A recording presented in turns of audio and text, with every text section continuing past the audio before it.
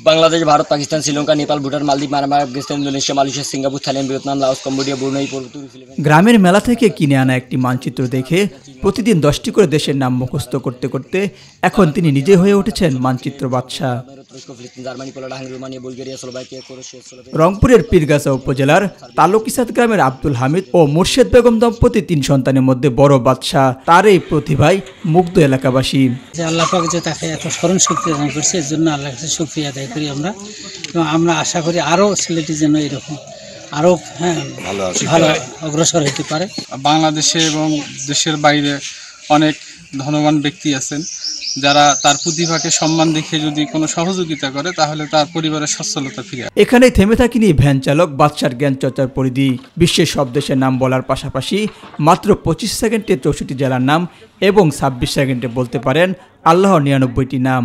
يا بر يا طاف يا متقي يا عفو يا لطف يا مالك الملك يا ذو الجلال والإكرام يا مقصر يا جميع يا غني يا مغني يا مني يا ضراف يا نفي يا نور يا حدي يا بادي يا باقي يا وارث يا رشيد يا الشرف।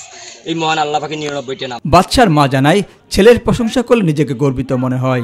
Mobile ফোনেতে দেখায়, দেখি এতে আমরা তাতে খুশি, অনেক আল্লাহর কাছে শুকরিয়া আদায় করি। অথবা গ্রামবাসী যাই শুনে যাই দেখে তাই সবাই দোয়াই করে। প্রতিনিয়ত রংপুর সহ আশপাশে বিভিন্ন জেলা থেকে মানুষজন বাদশাকে দেখতে আসে। তার প্রতিভার সুনাম সারা দেশে ছড়িয়ে পড়ুক এমনটাই প্রত্যাশা এলাকাবাসীর। বাগেরহাট, চুয়াডাঙ্গা, যশোর, ঝিনাইদহ, খুলনা, কুষ্টিয়া, মাগুরা, মিরপুর, নারায়ণ, সাতক্ষীরা, জামালপুর, অঞ্চল, বগুড়া, জয়পুর, নওগাঁ, এস এম হামিম, মাই টিভি।